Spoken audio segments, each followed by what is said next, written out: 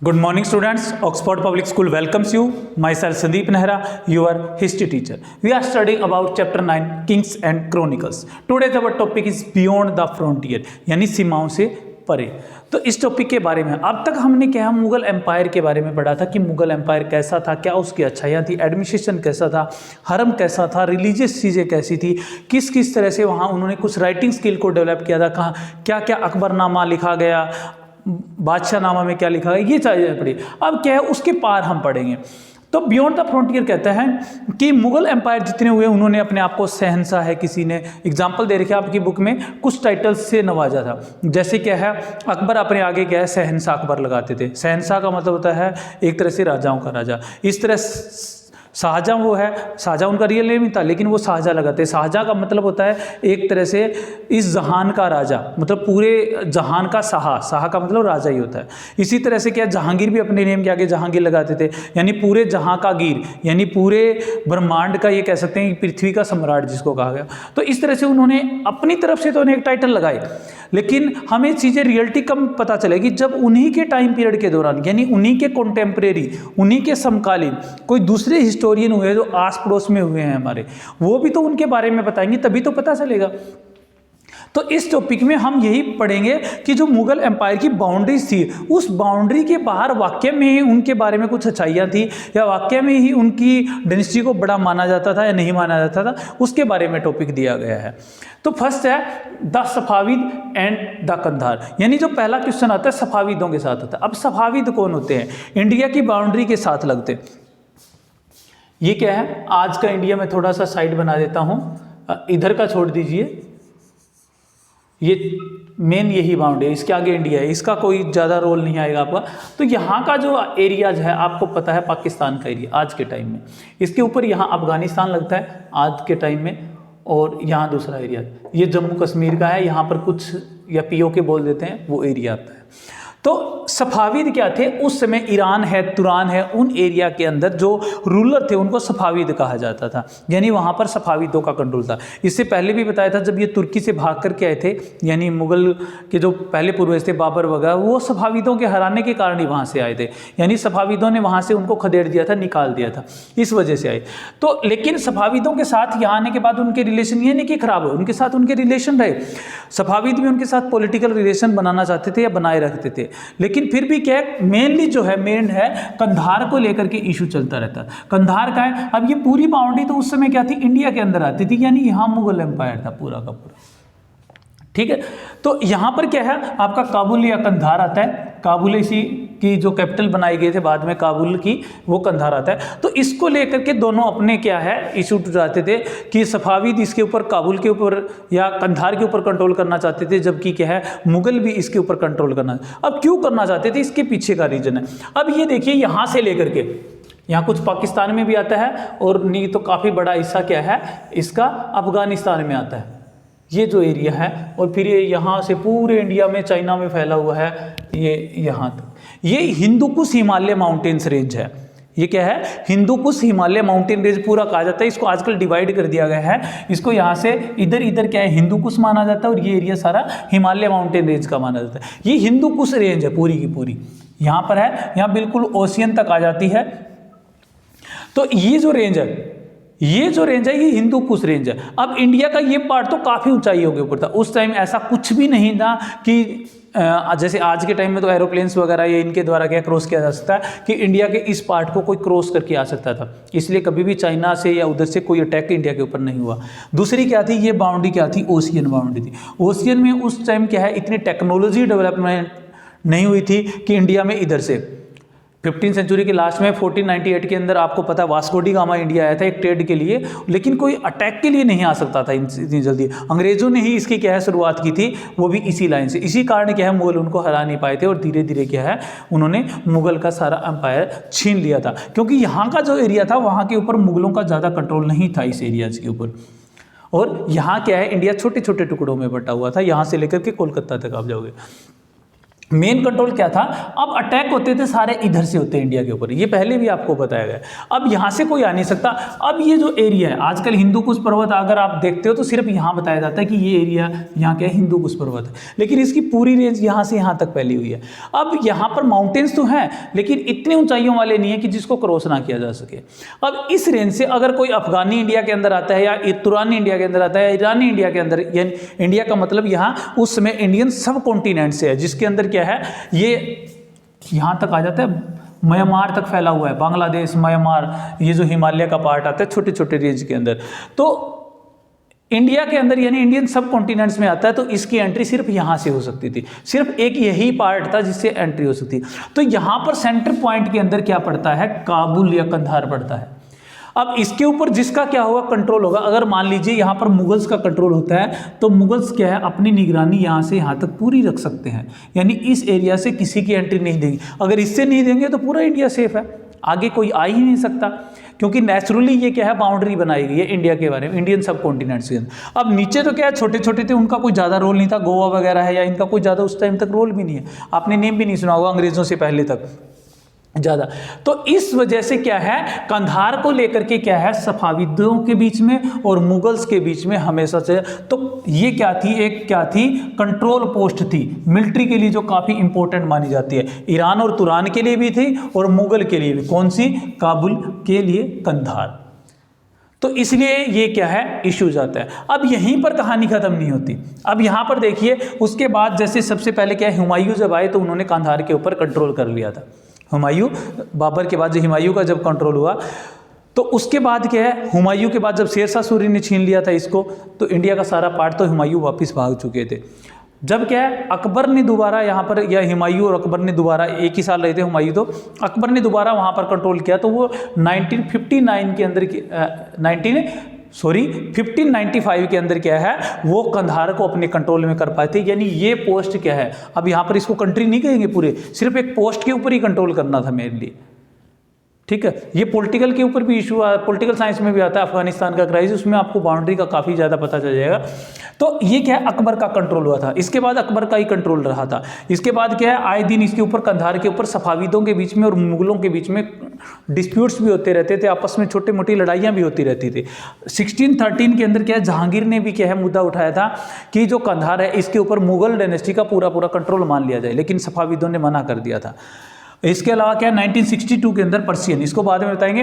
इसके अलावा आपकी बुक में एक पिक्चर दे रखी है, जहांगीर की पिक्चर है। जहांगीर ने उस समय के जो सफावी नेता थे, जिसका नाम अब्बास शाही था, उनको क्या गले से लगाया हुआ है, यानी गले से मिल रहे हैं उस पिक्चर के अंदर, और वो उनकी एक काल्पनिक पिक्चर थी, कल्पना की गई उसने कहा कि मुझे ड्रीम में दिखाई दिया है, और अबुल हसन को ये पिक्चर बनाने के लिए कहा गया था। तो ये पिक्चर उन्होंने बनाई है, जिसमें दोनों अपने ट्रेडिशनल, एक तरह से कह सकते हैं कि कॉस्ट्यूम के अंदर एक दूसरे के गले मिल रहे हैं, यानी कहने का मतलब कि दो एक दूसरे से रिलेशन बेटर करना चाहते हैं। ये पिक्चर बाद में वहां पर सफाविदों के पास यानी ईरान भी पहुंचाई गई थी।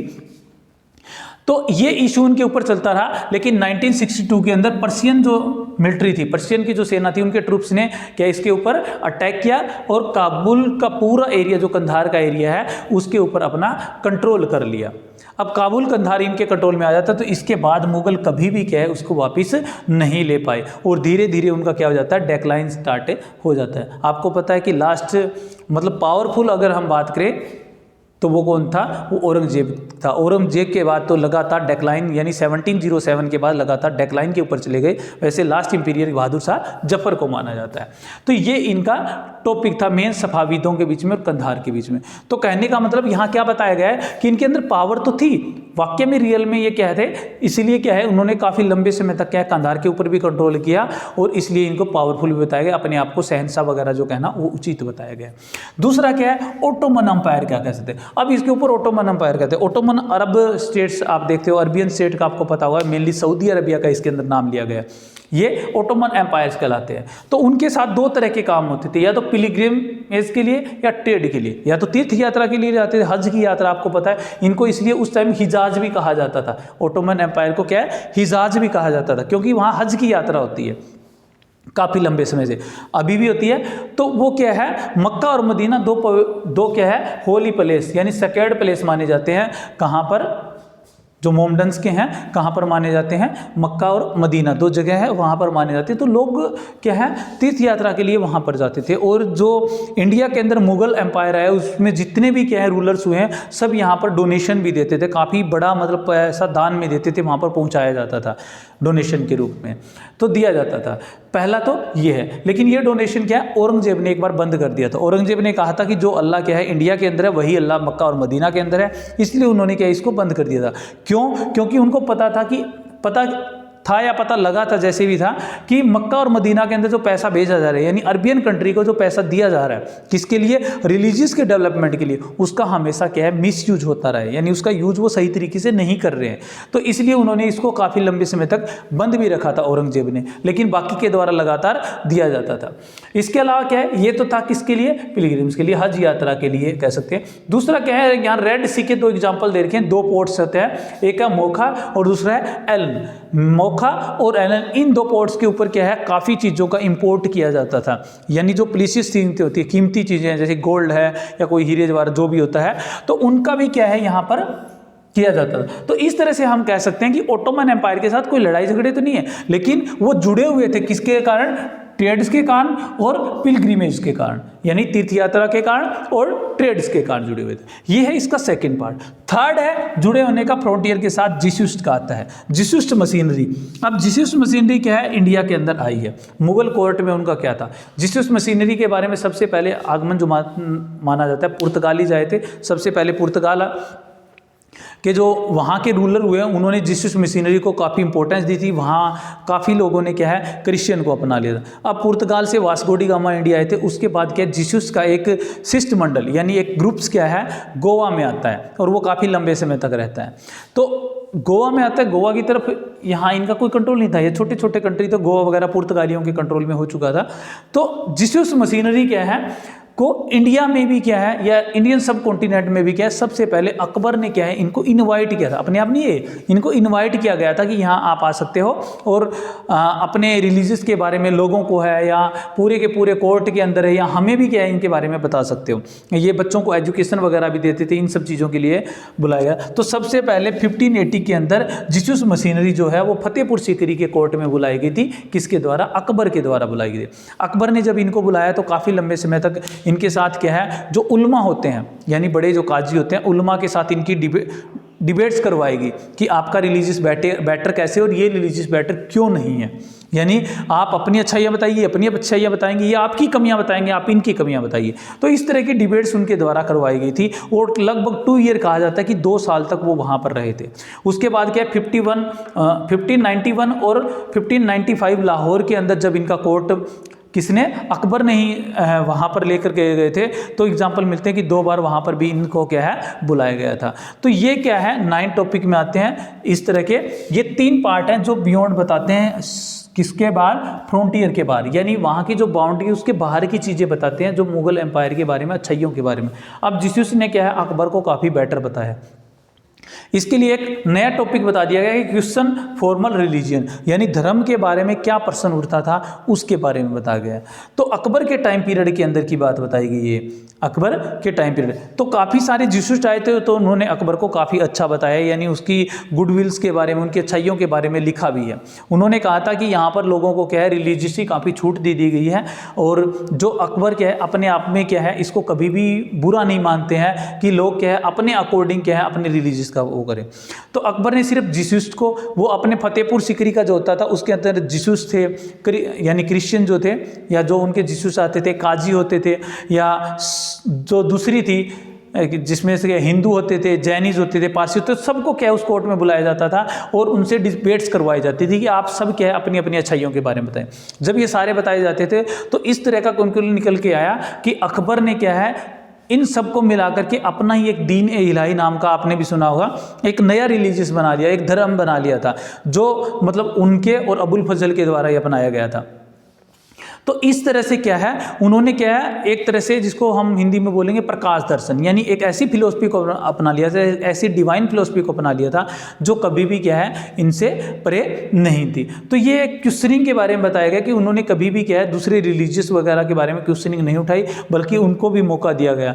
हिंदूज वगैरह के बारे में भी एग्जाम्पल मिलते हैं कि काफ़ी टेम्पल वगैरह को मॉडिफाई वगैरह करवाने में या उनका निर्माण करवाने में उन्होंने हेल्प की थी, उनके जो कोर्ट में थे, तो उसके अंदर भी ये था। उन्होंने हरम को होम बनाने की भी कोशिश की। होम क्या है? होम यहाँ हिंदुओं के लिए, तो वहाँ पर क्या है, एक तरह से कह सकते हैं कि अग्नि यात्रा की तरह एक तरह से इस तरह की चीज़ें स्टार्ट की थी। तो उन्होंने कहा है कि जब उनके कोर्ट के अंदर दीपक वगैरह जलाए या कैंडल वगैरह जलाए जाते थे, सबके लिए, चाहे वो हिंदू हो, मुस्लिम हो, कोई भी हो, सबके लिए खड़ा होना कंपलसरी कहा गया कि वो उनके पूजा पाठ के अंदर क्या होंगे, खड़े होंगे। इस तरह कुछ जो रिलीजियस के अकॉर्डिंग आते हैं, कुछ फेस्टिवल आते हैं जो हिंदूज के थे, वो भी फेस्टिवल सेलिब्रेट किए गए थे अकबर के टाइम में, किसके, वहाँ की कोर्ट के द्वारा सेलिब्रेट किए गए थे।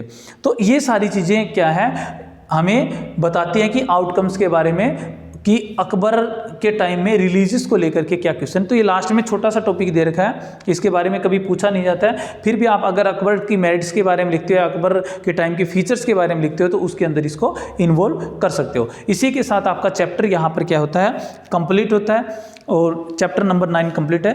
Okay, thank you, have a nice day.